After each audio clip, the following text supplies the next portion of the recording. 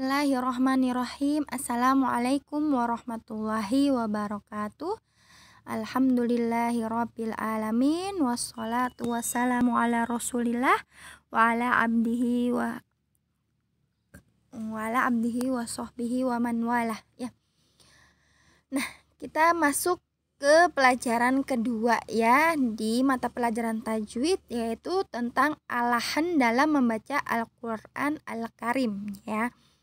Nah, tujuan pembelajarannya yaitu yang pertama menyebutkan makna alahan, yang kedua mengetahui dua makna alahan, yang ketiga membedakan makna alahan jali dan lahan kafi, kemudian yang keempat menyebutkan contoh lahan jali dan lahan kafi, yang kelima adalah menjauhi lahan ketika membaca Al-Qur'an Al-Karim. Nah, di sini ya pendahuluannya ada firman Allah surat Al-Fatihah ya.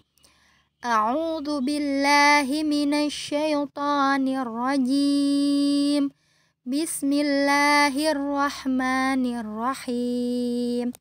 Alhamdulillahi rabbil alamin. Ar-Rahmanir-Rahim. Maliki yaumiddin. Iyyaka na'budu wa iyyaka nasta'in. Ihdinas siratal mustaqim. Siratal ladzina an'amta 'alaihim ghairil maghdubi 'alaihim waladdallin. Itu ya. Nah, di sini ada soal ya. Apa harokat huruf da pada kata alhamdu? Berarti harokatnya adalah dhammah ya. Apa harokat huruf na pada kata ar-rahmani? Berarti itu adalah kasroh nggih. Dan apa harokat huruf ta pada kata an'amta? Berarti itu adalah fathah ya. Nah, bagaimana jika seseorang membaca kata alhamdu dengan dikasrohkan huruf da-nya jadi alhamdi? Nah, atau kata ar-rahman, ar-rahmani ya. Kemudian difathahkan huruf na-nya jadi ar-rahmana. Atau kata an'amta di dhammah huruf ta-nya jadi an'amtu ya. Nah, dinamakan apakah hal tersebut? Apa pengaruh bacaan tiga kata tersebut terhadap maknanya? Nah, di sini ya Ustaz akan jelaskan nggih. Nah, tadi ya pertama adalah makna alahan. Apa itu alahan? Alahan artinya salah dan menyimpang dari yang benar dalam membaca Al-Qur'an. Ya, itu adalah alahan. Jadi salah dan menyimpang dari yang benar dalam membaca Al-Qur'an ya. Nah, di sini ya macam-macam alahan. Yang pertama ada alahan al-jali, yang kedua nanti ada alahan al-kafi. Saya akan menjelaskan dulu yang alahan al-jali ya. Alahan al-jali itu adalah kesalahan yang terdapat pada lafal yang sangat nampak sehingga merubah makna dan bacaannya ya. Nah, sebab disebut alahan al-jali karena diketahui sangat jelas bagi ahli qiraah dan yang lainnya. Contohnya mengganti dengan harokat dhammah tadi ya pada lafal an'amta, harusnya an'amta ini diganti jadi an'amtu ya. Berarti kan salah nggih. Siratal ladzina an'amta 'alaihim ya. Nah, karena huruf ta-nya menjadi dhamir mutakallim, nah yang berbicara tadi kan an'amta. Padahal dalam ayat tersebut berharokat fathah untuk dhamir mukhatab. Nah, atau orang kedua atau yang diajak bicara nggih. Kemudian yang kedua mengganti dengan harokat dhammah atau rofa pada i'fal jalalah dalam firman Allah alhamdulillahi ya, harusnya alhamdulillahi diganti jadi alhamdulillahu. Nah, itu juga salah ya. Kemudian yang ketiga mengganti huruf dengan huruf yang lain, seperti mengganti huruf ain dengan huruf hamzah ya. An'amta harusnya an'amta jadi an'amta. Nah, itu juga salah ya, harusnya ain jadi hamzah. Ini sering ya ainnya diganti hamzah itu banyak ya, yang harusnya bukan a dari tenggorokan ya. Kemudian yang keempat, mengucapkan dengan huruf dho pada huruf do. Nah, contohnya waladhdallin. Nah, ada yang bisa waladhdallin, itu salah ya, harusnya do ya, bukan do tapi do ya. Kemudian yang kelima, membaca dengan ringan tanda tasydid. Harusnya iyaka. Nah, bukan iyaka, tapi ditahan dulu. Iyaka, karena itu ada tasydidnya, nggih. Kemudian yang keenam, membaca dengan harokat sukun pada huruf dal ya, pada kata na'budu ya, na'budu itu ya, atau menambah waw mat setelahnya ya, seperti itu. Nah, yang latihan satu nggak usah dikerjain ya, Ustadzah lanjut aja ya.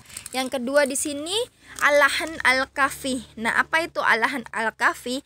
Kesalahan terjadi pada lafal dari sisi bacaan yang tidak merubah makna. Kalau tadi yang jali dia merubah makna. Nah, kalau yang kafi ini tidak merubah makna ya. Kenapa disebut alahan al-kafi? Karena yang mengetahuinya hanya khusus para ulama ahli tajwid saja ya. Nah, di sini ya ada bentuk-bentuk alahan al-kafi ya. Yang pertama, tidak memberikan hak huruf, yaitu dengan tidak melafalkan sesuai tajwid. Yang kedua, mengurangi kadar bacaan mad dan gunah atau menyepelekannya ya. Biasanya mad itu kan dia panjang ya, mad tobi'i aja minimal tuh dia 2 ya, mad tobi'i. Nah, ada nanti ada mad arid li sukun, kemudian nanti ada mad jaiz munfasil, mad wajib ya, harusnya dibaca panjang, ternyata dibacanya pendek, itu juga salah nggih. Kemudian yang ketiga, mengucapkan huruf dengan tidak membedakan antara yang dibaca tafkhim atau tebal dan yang dibaca tipis atau tarqiq. Nah, di sini ada contohnya ya. Bermudah-mudahan dalam membaca hamzah ya, harusnya ihdina, alhamdu, ihdina, bukan ihdina, yaitu salah ya, harusnya dibaca hamzah. Kemudian yang kedua, mengurangi kadar gunah. Kuntum ya, tidak menyempurnakan gunah ketika wakof pada bacaan jan. Nah, di wakof harusnya nunnya ditahan dulu, jan ya, gitu ya, bukan jan, salah ya, tapi jan tuh ya. Kemudian yang keempat, bermudah-mudahan dalam melafalkan tasydid. Harusnya hafiyah, bukan hafiyah. Nah, ditahan dulu, hafiyah. Nah, kayak y-nya kalau pada bacaan Latin itu ada 2 ya y-nya. Seperti itu. Kemudian yang kelima, mengurangi bacaan pada mat pada kata tadi ya, waladhdallin ya. Do-nya itu harus 6 ya, karena di situ setelah huruf do itu ada lam bertasydid ya. Jadi kalau setelah do terus ada alif ya, itu kan terus kemudian ada tasydidnya. Nah, itu minimal 6 harokat ya, bukan waladhdallin. Nah, salah ya, tapi waladhdallin ya.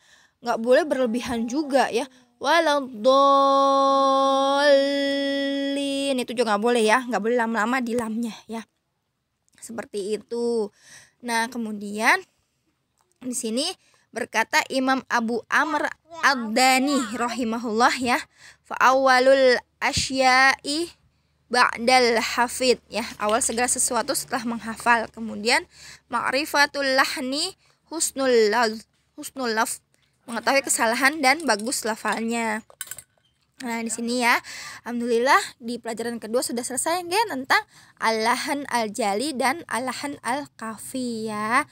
Untuk lebih jelasnya apa yang sudah Ustazah tadi sampaikan, silahkan kalian kerjakan di latihan 3 ya, di halaman 9, kemudian sama evaluasinya ya. Insyaallah cuma sedikit ya, yang nomor 3 itu cuma kasih tanda centang saja, dia termasuk jenis alahan al-jali atau alahan al-kafi ya, seperti itu ya. Cuman tadi ya nomor latihan 3, kemudian sama evaluasi nomor 1 sampai 3 ya, seperti itu nggih.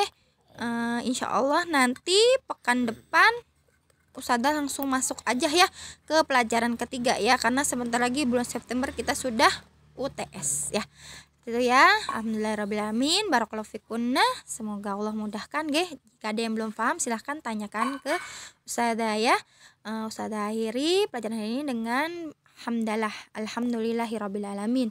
Wassalamualaikum warahmatullahi wabarakatuh.